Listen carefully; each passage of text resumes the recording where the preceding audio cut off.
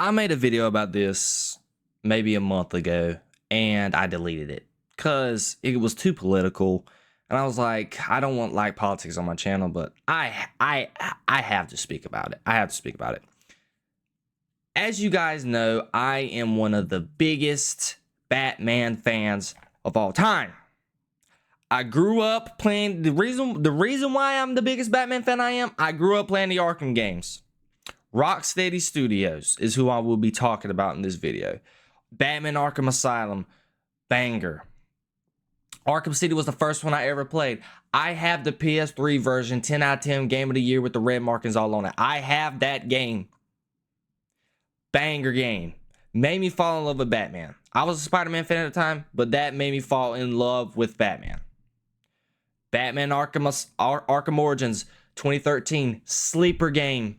I tell anybody that play Batman Arkham Origins. It is it probably is my favorite iteration of Batman. It really is.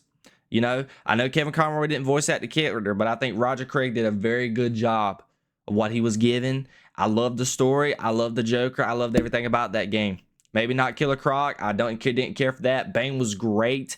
Villain-wise, I thought it was okay. Maybe Copperhead was a little too weird. Outside of that, the game was great. It's overhated. And then we all know we got the ending. Arkham Knight, 2015. When I was a kid, my dad surprised me for my...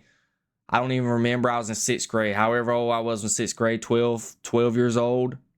He surprised me with the limited edition PS4 bundle for Batman Arkham Knight. It was the gold console. I still have it to this day. 9 years down the road. I love that game. We all know Batman fans, Arkham Knight fans, playing the AR challenges. I still play them when I get bored to this day. The Batman Arkham games was peak gaming. It is the best gaming series that's ever been made outside of maybe God of War. Argue with your mom. But then one day back in 2020 when DC Fandom came out, Rocksteady was fixing to announce another game. And it was the poster with Superman. And I was like, they're making a Superman game. We all know we've been begging for a Superman game. But it looked weird. I saw purple looking eyes. I'm like, wait, this don't look right. And then it said Suicide Squad. And I've prefaced this. I don't know what's up with DC's love with the Suicide Squad. I don't understand it. They're trying to make them mainstream, and not a lot of main DC fans care for the Suicide Squad like that. We really don't. But they would decide to make a Suicide Squad game, so I was like, hey, whatever. Saw the trailer, decently interested, good cinematic. The ending with Superman holding the guy and putting his laser beams in him, it was the best thing ever. And then we got closer to launch, and I never bought the game. It got delayed. The more stuff we came out about it, I got upset about it because I saw the character designs and they were great. Outside of Wonder Woman, I don't care for her character design at all for the most part. But everybody else looked fantastic. Superman's design was great. Kevin Conroy's design was great. Kevin Conroy's Batman's design was great. Lantern was great. Flash was great. And then we inevitably get to launch, and I was like, well, maybe I'll wait and see if I'll play the game, whatever. Then we find out that the way that Kevin Conroy's Batman died, and I'm like, I'm not buying this game. We all went into this game saying, how is the Suicide Squad even going to kill the Justice League? It's remotely impossible. There's no way, form, or fashion that the Justice League is going to be killed by the Suicide Squad. It's impossible. Playing the game and seeing how each one of them die, it was just stupid. It was stupid. All the missions were repetitive. It's a live service game, so even after you beat the game, you have to fight different variants of Brainiac, and Brainiac turns into the members of the Justice League, and the fights are exactly the same. The game is like Avengers all over again. You play the story, and you get copy and paste of the same thing you already played. WB needs to abandon live service games. If they were smart, you need to get rid of it. But outside of that, we knew this game was dead in the water. Nobody was going to play it. Then, moving on, they came out with Joker Season 1. and we found out it's a Joker from an Elseworld universe. Then later on, we found out that you are able to equip Batman Arkham's universe's clothing on him. This game was a mess. It is disrespectful. Batman got killed. Batman got killed by Harley Quinn just sitting him on a park bench and just shooting him in the face. It's horrible. Superman. What? How are you able to kill Superman with Boomerang and Harley Quinn? Really? And Deadshot? Really? King Shark? Really? Why, using kryptonite bullets? Come on, man. Just come on, man. The preface of the game was dumb already. As this game gets more dead in the water, nobody's played it. Guys, preface this. They had the game on sale for Prime Day for free on PC. You know I don't really play PC. I'm more of a console type of guy. But I said I'd buy it. I bought it. This was 3 months ago, maybe longer. I still haven't touched the game.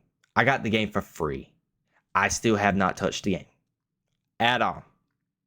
Put that in perspective. The biggest Rocksteady fan. So moving on, we then get to eventually what is Season 2. Mrs. Freeze. Rocksteady just done a great job of just making every DC fan mad. You know, we could have got the Mr. Freeze from Batman's Arkham universe. It was a beloved character. I love the character art of Mr. Freeze from the second game all the way up to even in Arkham Origins, when, you know, we had that DLC that I never even got the opportunity to play because I was young at the time and I couldn't borrow money from my dad. Asked for a DLC at that point, but he was in that game. And then eventually with the Arkham Knight expansion that I was actually able to buy this time, and I enjoyed that, him seeing his wife, etc. You know, could have brought him back got to play as Mr. Freeze, a beloved character in the Arkham City universe, the Arkham universe. You gender swapper. Really?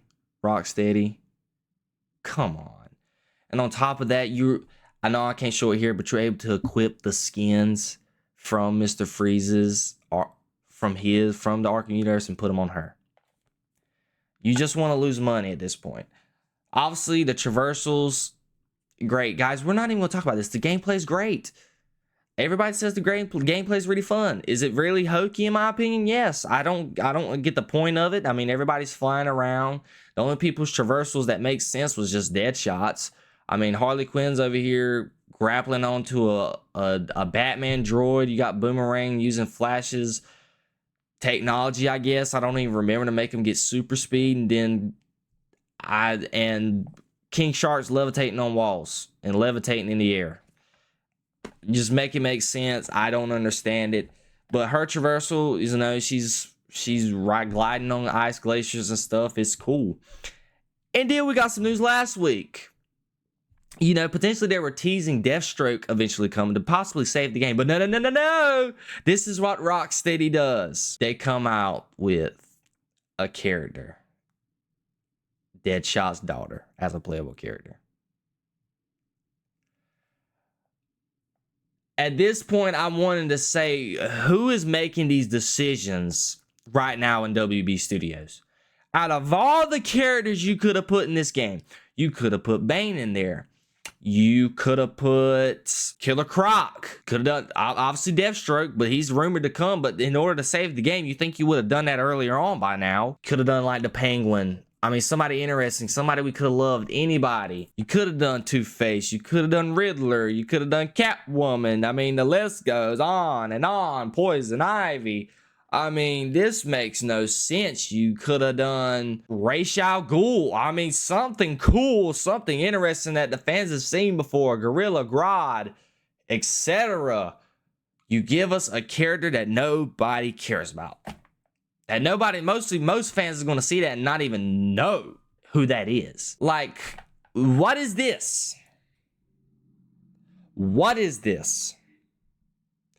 This is DEI at its finest, ladies and gentlemen. This is Sweet Baby Inc. Incorporated slapping it on the tag of Warner Brothers and just saying, you know what? We're not going to give you characters that everybody loves, the beloved characters that's been around in the DC universe for the last 70 plus years. You know what? We're gonna put a character that nobody cares about. Nobody should, a character that has no reason in being in a video game, that's not even seen being in the mainstream DC content at all outside of the Suicide Squad movie back in 2016. Just gonna slap her into a video game. A video game in where us fans has been clamoring for something. I mean, not me, but something else outside of Batman. Get a Flash game, Wonder Woman game, anything under the sun. No, outside of being able to get a game with characters like Flash, Wonder Woman, heck, even a good villain game. I mean, the DC Lego villain game actually worked for me for the most part. No, you know what?